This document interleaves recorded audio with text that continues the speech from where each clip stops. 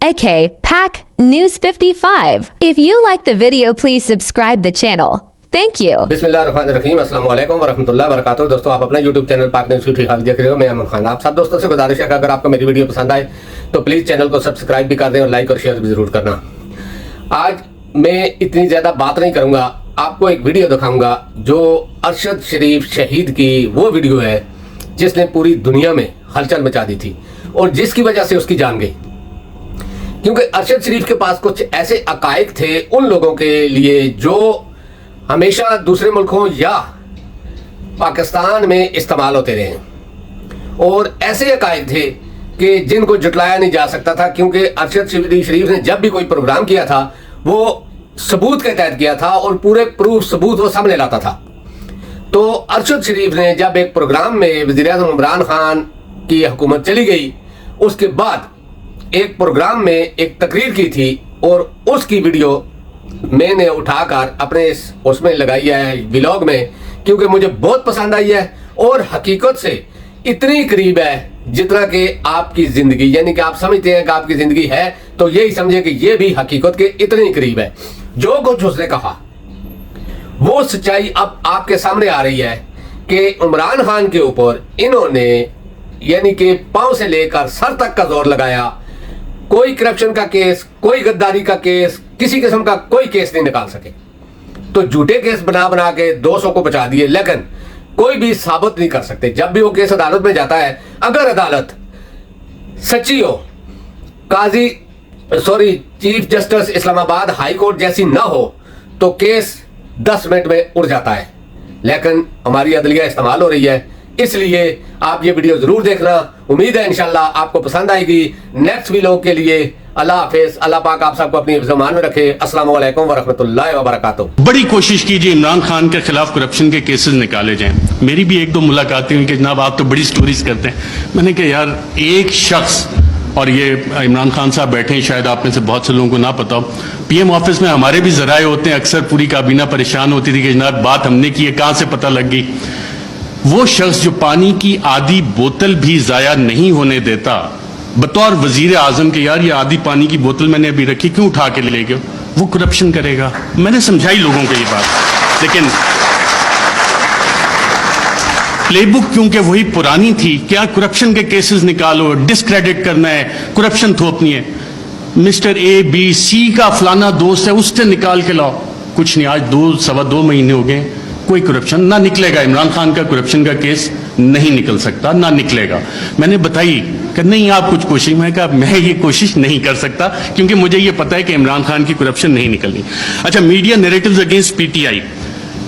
French revolution जब आया था तो उस वक्त एक थॉट था किंग लुई का, मैं रियासत हूं, मैं बादशाह हूं, मैं कानून हूं।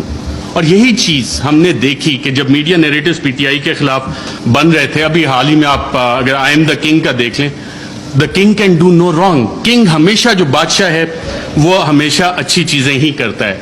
फैक्टिव पे पूरी हुकूमत ने काम किया, हमाद अजहर भी इधर हैं, लेकिन पीटीआई ने काम नहीं किया, बादशाह ने सबसे अच्छा काम किया।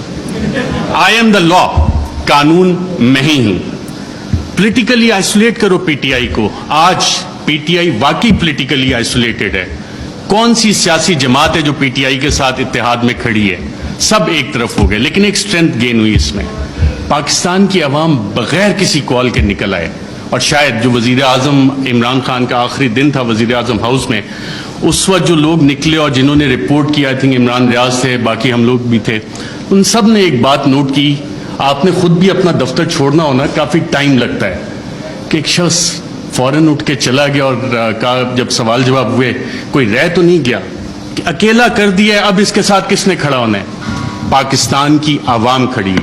ये वो डिफरेंट फैक्टर था, चेंज थी, जिसको किसी भी साजिशी ने केटर नहीं किया हुआ था। ये वो वेरिएबल था, आवाम का वेरिएबल था, जिसकी वजह से ये चीजें। मैं क्विकली थोड़ा सा 2 मिनट अगर आपकी इजाजत हो तो साइफर के ऊपर भी बात करना चाहूंगा। साइफर पे भी मीडिया नैरेटिव बड़े बड़े मजे के बने, उस पर और डिबेट भी हो सकती थी, काफी मजे की चीजें थी।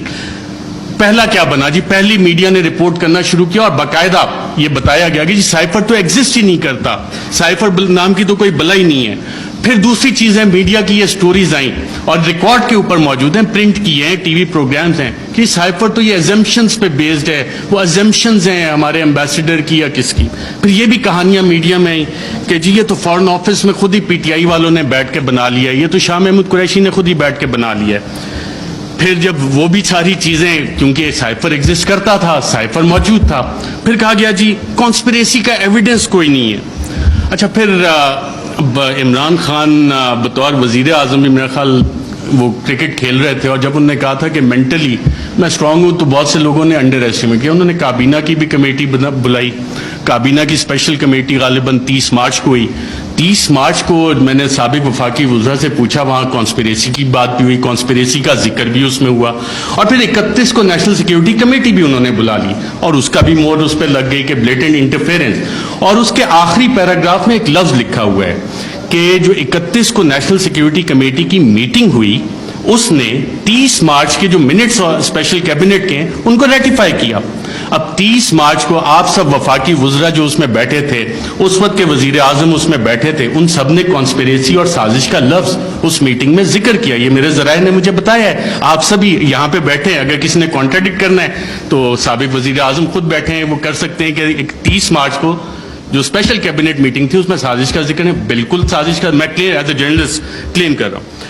پھر یہ کہا گیا کہ جی وہ انٹیلیجنس ہم نے خود ہی کر لی, اور انٹیلیجنس کی بیسس پہ آبویسلی اس پہ سوال اٹھے کہ انٹیلیجنس, ہمارے انٹیلیجنس کے ادارے بہت اچھا کام کرتے ہیں, دہشت گردی کے خلاف بہت اچھا کرتے ہیں, پاکستان کی سیکیورٹی کے لیے بہت اچھا کام کرتے ہیں. لیکن مسئلہ یہاں پہ آتا ہے کہ جب انہیں ڈریگ کیا جائے سیاسی معاملات میں, اور یہ کہا جائے کہ جی انویسٹیگیشنز ہوئیں, کون سی انویسٹیگیشنز, یہ سوال ہوا ہے. اب ریجیم چینج میں انٹیلیجنس کا ایک بنیادی کردار ہوتا ہے, انٹیلیجنس انفارمیشن کا بنیادی کردار ہوتا ہے. اگر آپ اگلی سلائیڈ کریں ذرا, Colin Powell U S secretary of state, U N security council میں انٹیلیجنس انفارمیشن کی بیس پہ انہوں نے کہا جی یہاں پہ یہ والے ویپنز عراق میں موجود ہیں, یہ کیمیکل ویپنز ہیں, یہ نیوکلیئر ویپنز وہاں پہ وہ بنا رہے ہیں. عراق وار ختم ہو گئی, عراق تباہ ہو گیا. یہ اس انٹیلیجنس انفارمیشن کی اوقات تھی, ویلیو تھی, جو آج تک نہیں ملی. میں ایک اور آپ کو افغانستان سے ریلیٹڈ انٹیلیجنس انفارمیشن دیتا ہوں. انٹیلیجنس ڈس انفارمیشن کہ اسامہ بن لادن کے پاس نیوکلیئر ویپنز ہیں, اور اسامہ بن لادن کے پاس نیوکلیئر ویپنز, اگر آپ یہ سٹوری دیکھیں تو یہ جسٹیفائی کرنے کے لیے تھی کہ جی افغانستان میں امریکہ نے حملہ کرنا ہے.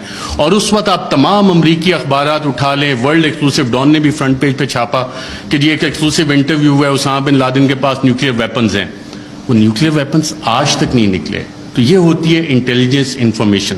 جب تک آپ تحقیقات نہیں کرتے, اسے ویریفائی نہیں کرتے, بہت سی جے آئی ٹیز میں انٹیلیجنس انفارمیشن آتی ہے, بہت اچھا کام ہوتا ہے, لیکن اس کی ویریفیکیشن چاہیے ہوتی ہے. انٹیلیجنس اور انٹیلیجنٹ انفارمیشن میں فرق ہوتا ہے. اس کے علاوہ بہت ساری چیزیں ہیں. پروپیگنڈا پہ اگر ہم جائیں, ڈی کلاسیفائڈ ڈاکومنٹس بہت سارے آ گئے, چلی کے حوالے سے, ایران کے حوالے سے, کیونکہ ٹائم میرے پاس کم ہے, میں نے کہا یہ والے لارجر ایشوز آپ کے سامنے رکھوں. پی ٹی آئی کی حکومت میں جب ہم یہ دیکھتے ہیں تو ہم خبریں دیکھ رہے تھے, میڈیا میں آ رہی ہیں کہ جی جو بائیڈن جو ہے وہ کال نہیں کر رہا, فارن آفس کا رابطہ ہو رہا ہے. پاکستان کے foreign minister Shah Mahmood Qureshi, U S national security adviser Anthony Blinken سے فارن آفس نے رابطے کی کوشش کی, نہیں ہوا. لیکن بلاول آتے ہیں, ان کے سارے رابطے ہو جاتے ہیں. تو یہاں سے آپ جب میڈیا کی وہ خبریں نکال کے دیکھتے ہیں تو آپ کو ایکسٹرنل فیکٹر اور وہ لنکیجز کہ یہ فیصلہ وائٹ ہاؤس میں ہوا, U S N S C میں ہوا, اور اس کا ذکر اب میڈیا میں یہ سوال ابھی تک ڈیبیٹ نہیں ہوا کہ کیا اس کا فیصلہ وہاں پہ ہوا تھا, نہیں ہوا تھا. وہ سائفر اگر پبلک ہوتا ہے تو اس میں یہ سوالات اٹھیں گے یقیناً کہ یہ فیصلہ اس لیول پہ, اسٹیٹ کے لیول پہ یو ایس اسٹیٹ نے کیا, صدر جو بائیڈن نے کیا. اور صدر جو بائیڈن جو نیو کانس تھے, the plan for the new American century, اس کا باقاعدہ طور پہ حصہ تھے, جس کے بعد ہم نے دیکھا 2001 کے بعد پوری دنیا میں ڈفرینٹ ریجیم چینج آپریشنز باقاعدہ طور پہ لانچ کیے گئے. عراق اس کی ایک مثال ہے.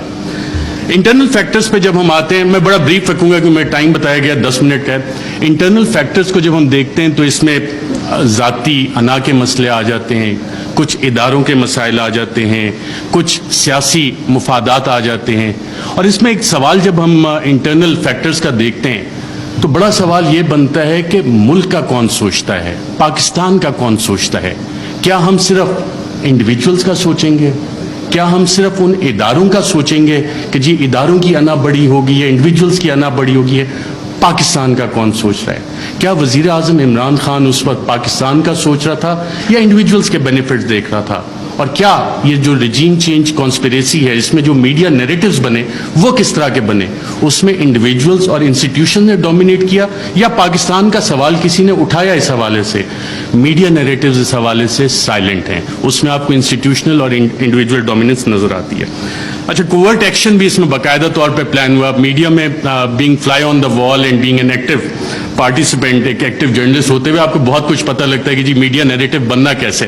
اکثر جو حکومتیں بیٹھی ہوتی ہیں ان کو سب سے آخر میں پتہ لگتا ہے کہ ہمارے ساتھ ہو کیا رہا ہے، میڈیا کو پہلے پتہ لگ جانا شروع ہو جاتا ہے، کیونکہ کوورٹ ایکشن میڈیا نے پبلک اوپینین شیپ کرنا ہوتا ہے، پاپولیشن کو بتانا ہوتا ہے کہ جناب یہ حکومت کے ساتھ مسائل ہیں، اور وہ کہانیاں شروع ہو جاتی ہیں، اور یہ ڈاکومنٹڈ ہے اس سارے کیس میں بھی۔